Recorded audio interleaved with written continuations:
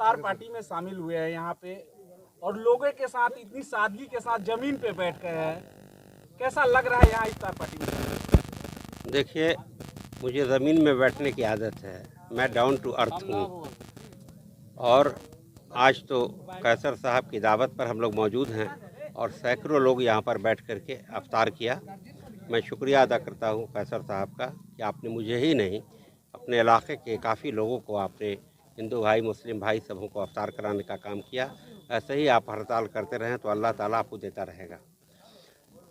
देखिए, पहले एक बात जान लें कि मैं ज़मीन का आदमी हूँ। मैं रहने वाला हूँ तेंदा गांव का, जो चिकनौटा के बगल में है और हमारा ये अनुमंडल है। मैं यहीं का हूँ, हमारा ये अनुमंडल है। मैंने कबल भी कई बार ये कहा। और कटिहार जाकर 29-30 साल की उम्र में जाकर मेरा कोई रिश्ता नहीं था, कोई नाता नहीं था, कोई ताल्लुक़ नहीं था। न ददियाल था, न नानियाल था, न ससुराल था, न मम्मर था, न पुआ रहती थी, कुछ नहीं था। वहाँ जा कर के मैंने ज़मीन खरीद करके स्वास्थ्य सेवा देने का काम किया। आप ये समझे कि आपने कहा कि आप ज़मीन पर बैठे हैं, मुझे ज़मीन पर बैठने की आदत है। सबसे बड़ा आदमी यहाँ का कौन है? मैं अपने विद्यार्थी से पूछता हूँ तो कहता है मोदी जी। हम कहते हैं मोदी जी सबसे बड़े क्यों हुए? इसलिए हुए कि घर घर जाकर वोट मांगते हैं और मांगने वाले का हाथ नीचे रहता है, देने वाले का हाथ ऊपर होता है। बड़ा वही बन सकता है जो मांगता है, जो झुकता है। जो जितना झुकता है वो उतना बड़ा आदमी बनता है। हम ये आपके माध्यम से लोगों को कहना चाहते हैं कि जितना झुकोगे वो उतना आगे बढ़ोगे। हम कहते हैं बच्चों को कि देखो बाबू, भूमियारी एक कला है, वो कोई ज़ात का मामला नहीं है। ये कला सीखो। ये कला का मतलब है हिकमत अमली, झुकना। अपने काम निकालने के लिए, कम से कम आगे बढ़ने के लिए अपने को बिल्कुल झुक जाओ, लोग आगे पसंद करेंगे। तो मैं बिल्कुल झुका हुआ आदमी हूँ, ज़मीन का आदमी हूँ और मुझे यकीन है कि मैं फिर उसी मिट्टी में जाऊँगा। बहुत कम वक्त बचा है, एक अच्छी खासी उम्र हो गई है, कम वक्त बचा है, वहीं जाना है। आप कब तक मिट्टी और गर्द और राख से बचोगे? वहाँ जाना है। ये अगर सोच लीजिए आप तो हमेशा झुके रहेंगे। जहाँ तक आज का मामला है, ये महीना बड़ा ही पवित्र है, रमज़ान। रमज़ान के महीने में हम सब लोग यहाँ पे बैठे हैं। ये बड़ा ही पवित्र महीना है, बहुत पाक साफ महीना है, गुनाहों की बख्शाइश होती है और इंसानियत का महीना है। आप देखेंगे कि सरकार किसी की हो लेकिन अफ्तार कराते हैं, पार्टियां अफ्तार कराती हैं, घर घर के लोग अफ्तार कराते हैं, हिंदू भाई अफ्तार कराते हैं, मुस्लिम भाई को मुस्लिम भाई अफ्तार कराते हैं, सबको बुलाते हैं। तो ये एक हमदर्दी पैदा करने का, एक सौहार्द पैदा कराने का ये एक रास्ता है और सेहत अच्छी रहती है। अभी कुछ दिन पहले मैंने सुना था या कहीं पढ़ रहा था आप कि जब अगर तक बात कर रहे थे एक हिंदू की बात कर रहे हैं तो बिना राम के रमजान नहीं हो सकता है, क्योंकि जब आप रमजान की बात करते हैं तो पहले ही आपने राम लगा दिया है। भाई, मामला यहाँ न राम का है न रहीम का है, मामला रमज़ान का है और मैंने पवित्र कहा। पाक साफ भी है और पवित्र भी है, यही पर दोनों एक दूसरे के पूरक है, पाक साफ और पवित्र। तो मामला राम और रहीम का नहीं है, ये पवित्रता का है, ये सफाई का है और ये जिस्म की सफाई का मामला है। रोज़े का मतलब है नफ्स की सफाई, कि अपने नफ्स को कंट्रोल रखो। कोई बुरी बात अगर जहन में आए तो उसको झटक दो। अपने नफ्स को, जिसको जिहाद कहते हैं, जिसको कुछ लोग जिहाद का माने गलत कहते हैं, जिहाद यही है, अपने आप को कंट्रोल करना और ढाल बनना।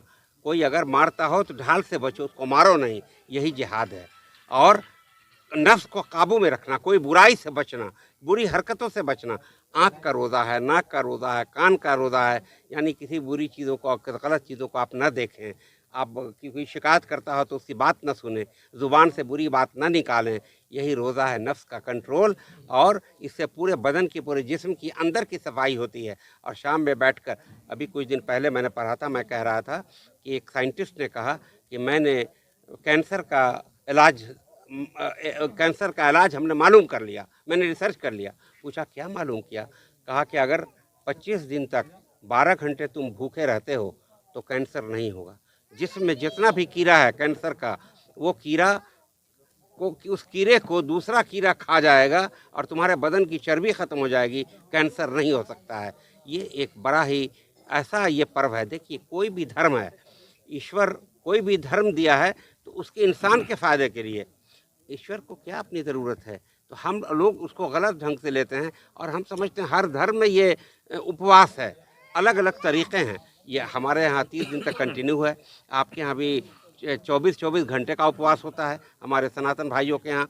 तो ये बदन की पवित्रता का मामला है, बदन की सफाई का मामला है, गलत चीज़ों को बाहर निकाल देने का मामला है। आप ऊपर से नहा लेते हैं, लेकिन अंदर का कोई तरीका होना चाहिए। इसका ईश्वर ने एक रास्ता बनाया कि आप उपवास करोगे, आप रोज़ा रखोगे, लेकिन रोज़ा रखो तो कर रहा हूँ। अगर इससे आगे कुछ आप जानना चाहेंगे तो पूछेंगे तो मैं बता दूंगा। सर, महुआ विधानसभा में आपका कंटिन्यू दौरा चल रहा है। महुआ को क्या विकास आप बताएंगे कि क्या विकास है। आप चाहेंगे वो माननीय नीतीश कुमार जी के साथ या विभागीय मंत्री जी के पास हम रखेंगे। आपकी जो मांग होगी आप लिख करके देंगे, वहां रखेंगे और हम कोशिश करेंगे कि आपकी जो मांग है विकास के लिए जो कमियां हैं महुआ विधानसभा में उसको पूर्ति की जाए। ये हमारा आग्रह है। आप लिख के दीजिए, मैं कराता हूँ, मैं कोशिश करता हूँ विभागीय मंत्री से, माननीय मंत्री। बोले कि महुआ की समस्या अगर आप दिल्ली कर देंगे तो उसके जो है अपने अपने सरकार करने के काम करेंगे। मैं देख पाता हूँ आपका रहनुमा दूसरा है जो 5 साल से। आपको यह सवाल पूछने करके तो ज्यादा अच्छा लगता है। मैं वही बता रहा हूँ। मैं तो सिर्फ आपको एक संदेश देने आया हूँ और जेडीयू का संदेश देने आया हूँ, गठबंधन का संदेश देने आया हूँ और उस विकास जो नीतीश कुमार जी ने किया है उसका संदेश देने आया हूँ। जो संदेश और तो आप ही बताएंगे ना कि क्या कमियां हैं। तो मैं आपका रहबर नहीं रहा हूँ, आपसे मैंने वोट नहीं लिया है, मुझे ये पता नहीं है, आप मुझे बताएं। अभी तो 2-4 दिन भरमत करना शुरू किया है, लेकिन आप लोगों से पूछूंगा क्या कमियां हैं, कमियां को आप बताएंगे और जाहिर है कि कमियां हैं कि याद नहीं रहेगा, आप लिख करके देंगे तो हम कहीं आगे बढ़ा पाएंगे। इसलिए मैंने ये बात कही।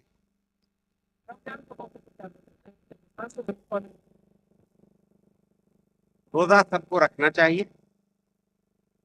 छोटे बच्चे को रोजा नहीं रखना चाहिए, लेकिन जो बालिग हो गए हैं तो रोजा रखना चाहिए, उनकी अपनी सेहत के लिए बेहतर है। ये नौजवानों के लिए है, लेकिन रोजा सबों को रखना चाहिए। जो धर्म बताता है, जो धर्म है वो सबके लिए है, रखना चाहिए। और मैंने कबल कहा कि हर धर्म में है रोजा नाम ना हो, लेकिन उपवास नाम है। हम नौजवानों को ही नहीं सबको ये कहना चाहेंगे ये फर्ज है रोजा, रोजा रखना चाहिए सबों को। अपनी सेहत के लिए, अपनी तंदुरुस्ती के लिए भी रोजा रखना चाहिए। अल्लाह का जो हुक्म है उसको तो पा तकलीफ तक पहुंचाना चाहिए, करना चाहिए ये काम। ये हमारा ये है और हिंदू भाइयों को भी उसमें शामिल होना चाहिए। महुआ के लोगों के लिए है कि आपका जो भी कैंडिडेट हो सोच समझ कर वोट करें कि किसे वोट करना चाहिए, जो अच्छा लगे। आप मंदिर में जाएं, 4 पुजारी हो, आपको जो अच्छा पुजारी लगे उसी के साथ आप बैठते हैं, पूजा कराते हैं। वैसे ही आपको जो अच्छा लगे, जो काम कर रहा हो, काम का आदमी हो, जिसने काम किया हो और जो शरीफ हो, जिस पर कोई अंकुश नहीं लगा हो, जिस पर उंगली नहीं उठी हो, ऐसे लोगों को वोट देने का काम करना चाहिए, ताकि जो साफ सुथरा इंसान हो, साफ सुथरा काम करे और जिसकी तारीफ, जिसका इतिहास, जिसने काम किया और नीतीश कुमार जी ने काम किया है और उनके ऐसे कैंडिडेट को जिसका इतिहास है कि जिसने कहीं बिहार में या देश में कुछ काम किया है, ऐसे लोगों को आप वोट दें। हम लोगों की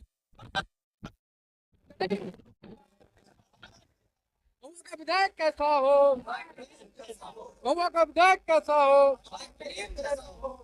कुमार जिंदाबाद, नीतीश कुमार जिंदाबाद। जिंदाबाद जिंदाबाद। महुआ विधानसभा के लिए बहुत बड़ी खुशनसीबी है कि हम लोगों के बीच आज हम लोग के साथ अहमद अशफाक करीम साहब बैठे हुए हैं और इस विधानसभा का भ्रमण कर रहे हैं, गांव-गांव में जा रहे हैं, चौक चौराहे पे जाके लोगों से मिल रहे हैं। ये हम लोगों के लिए खुशनसीबी है कि हम लोग इनके बीच में हैं और ये हम लोग के बीच में बैठे हुए हैं। तो सारे महुआ विधानसभा के लोगों की तरफ से हम इनका शुक्रगुजार हूँ और इनका